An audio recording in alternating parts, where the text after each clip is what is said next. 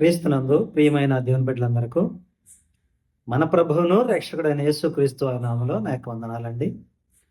ఈ దినాన మనము సత్యవాక్య విభజన అనే అంశంలో ప్రాముఖ్య భాగమైన ఒక లేఖనాన్ని మనం పరిశీలన చేసుకుందాం. ఈ దినం మన వాక్య ధ్యానాంశము రోమీయులకు రాసిన పత్రిక 16వ అధ్యాయము 25 నుండి చివరి వరకు చదువుకుందాం.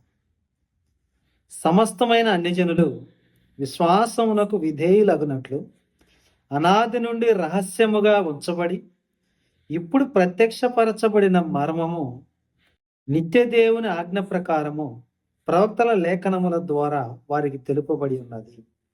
ఈ మర్మమును అనుసరించి ఉన్న నా సువార్త ప్రకారముగాను యేసు క్రీస్తును గూర్చిన ప్రకటన ప్రకారముగాను మిమ్మును స్థిరపరచుటకు శక్తివంతుడును అద్వితీయ జ్ఞానవంతుడునైన దేవునికి యేసుక్రీస్తు ద్వారా నిరంతరము మహిమ కలుగునుగాక. ఆమేన్. చదవబడిన వాక్య భాగాన్ని బట్టి చిన్న ప్రార్థన చేసుకుందాం. ప్రేమ కలిగిన మా తండ్రి, కృపగల మా నాయన, దయగల మా దేవ, మీ పరిశుద్ధమైన ఘనమైన అతి శ్రేష్టమైన నామమునకు వేలాది స్తుతులు స్తోత్రాలు తండ్రి.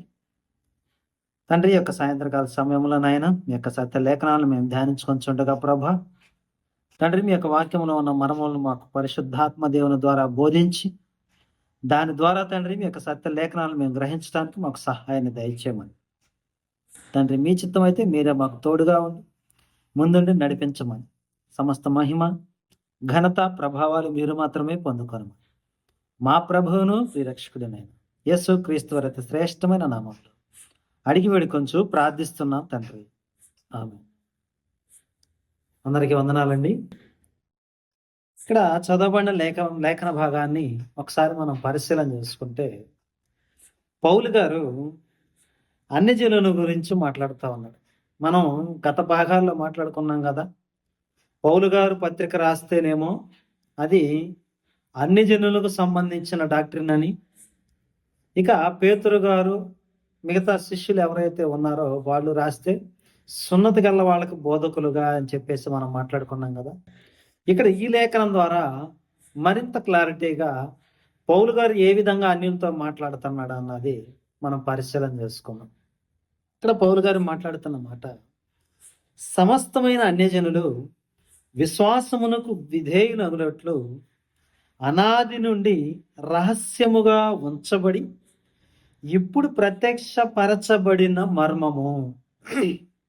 అంటే ఆది నుండి పౌలు గారికి ఏదైతే యేసుక్రీస్తు ప్రభువు వారి ద్వారా ఆ యొక్క ప్రత్యక్షతలు అనేవి కలుగుతున్నవో అది ఆది నుండి మర్మముగా ఉన్న విషయము అని చెప్పేసి ఇక్కడ పౌలు గారు మాట్లాడుతూ ఉన్నారు.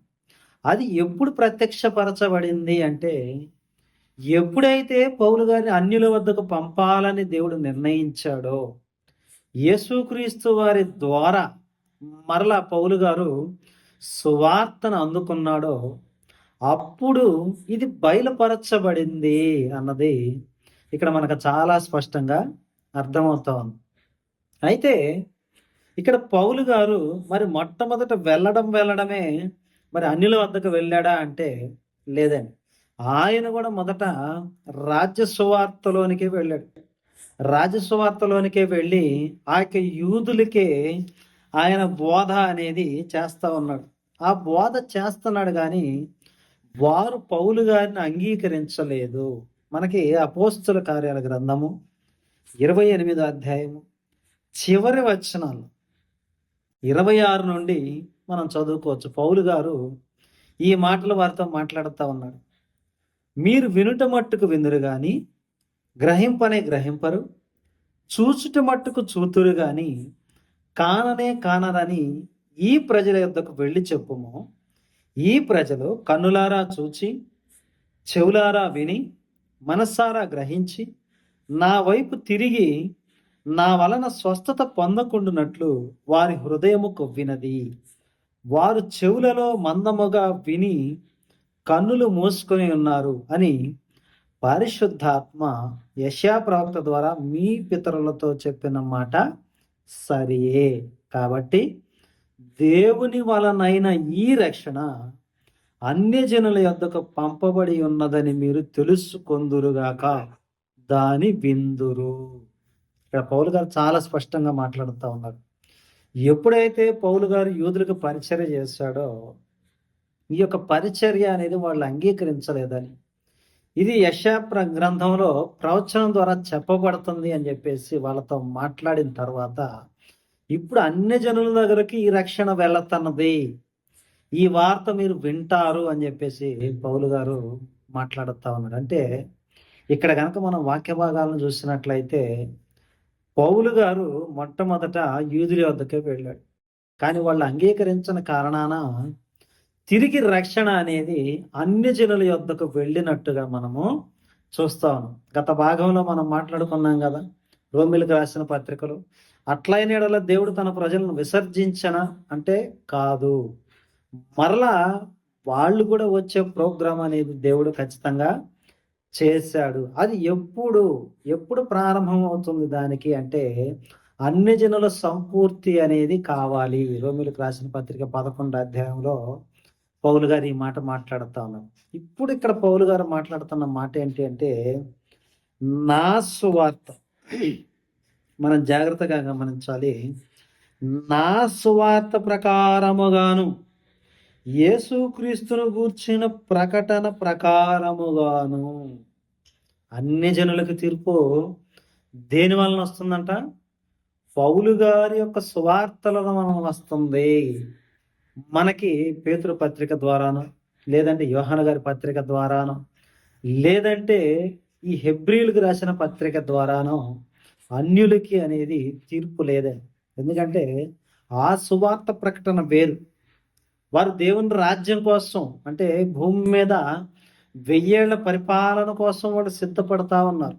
కానీ మనకి ఈ సిద్ధపాటు లేదు. మనం మధ్యాకాశానికి వెళ్ళే పరిస్థితి, అంటే మధ్యాకాశానికి వెళ్ళే ప్రోగ్రాం అనేది దేవుడు రెడీ చేసి పెట్టాడు. ఇది కూడా మర్మము అని చెప్పేసి మాట్లాడుతూ ఉన్నాడు. మనం ఎఫెస్సి పత్రిక గనక 1వ అధ్యాయం గనక మనం చూసుకున్నట్లయితే, జగత్తు పునాది వేయబడక మునిపే క్రీస్తులో ఆయన మనల్ని ఎన్నుకున్నాడు. అంటే ఈరోజు ఉన్న ఈ యొక్క అన్యుల కాలము అనేది తండ్రి అయిన యెహోవా దేవుని యొక్క సంకల్పములో జగత్తు పునాది వేయబడక మునిపే ఉన్నది. అది ఎప్పుడు బయలుపరిచాడు అంటే, ఎప్పుడైతే యూదులు త్రోసివేశారు, తొట్టిల్లారో, క్రీస్తు ప్రభు వారిని వద్దన్నారో, అప్పుడు దేవుడు ఏం చేశాడంటే తిరిగి అన్యుల యొక్క ప్రణాళిక అనేది తీసుకొని వచ్చినట్టుగా మనము చూస్తా ఉన్నాము. వాళ్ళ యొక్క దిశానిర్దేశాలు వేరు, మన యొక్క దిశానిర్దేశాలు వేరు. ఇది మనం గ్రహించాలి.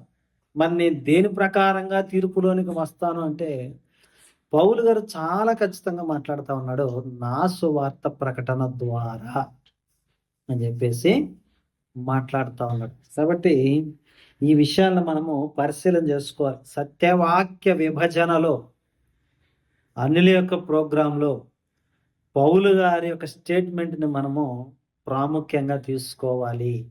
ఈ యొక్క పౌలు గారి స్టేట్మెంట్ ద్వారా మాత్రమే మనకి తీర్పు ఉంటుంది అని చెప్పేసి ఇక్కడ పౌలు గారు మాట్లాడుతూ ఉన్నారు. కాబట్టి ఈ విషయాల్ని మనం చాలా స్పష్టంగా లేఖనాల ద్వారా తెలుసుకోవాలి. యూదులకి ఏ విధంగా బోధించమని 12 మంది శిష్యులకు యేసు ప్రభువు వారు ఇచ్చారో, అలాగనే అన్యులకు బోధించమని పౌలు గారికి కూడా సువార్తనిచ్చినట్టుగా మనము చూస్తూ ఉన్నాము. అందుకే జెరూసలేం కౌన్సిల్లో వీళ్ళిద్దరూ మాట్లాడుకుంటా ఉంటారు. ఎందుకంటే పౌలు గారు అంటారు, నేను వాళ్ళ దగ్గర అయితే నేనేం నేర్చుకోలేదు మరి అని చెప్పేసి. మరి పేతురు గారికి ఏమో ఈ బోధ కొత్తగా ఉంటుంది. అక్కడ వాళ్ళు గ్రహించి ఒకళ్ళకొకళ్ళు నిబంధన చేసుకుంటారు, చేతి షేక్ హ్యాండ్ ఇచ్చుకొని వెళ్ళిపోయినట్టుగా మనము చూస్తూ ఉన్నాం. ఇది గత భాగాల్లో కూడా మనం చూసాం. కాబట్టి ఈ విషయాలన్నీ గ్రహించి మనము సపరేట్, అంటే వాక్యాన్ని ఏ విధంగా మరి విభజించుకోవాలో తెలుసుకొని దాని ప్రకారంగా మనకి ఇవ్వబడిన డాక్టరీన్ ప్రకారం మనము నడుచుకోవాలి. కాబట్టి ఇటు మాటలన్నీ మీ యొక్క హృదయాల్లో భద్రపరుచుకుంటారని ఆశిస్తూ నా మాటలు ముగిస్తూ ఉన్నాను. అందరికీ నా వందనాలు.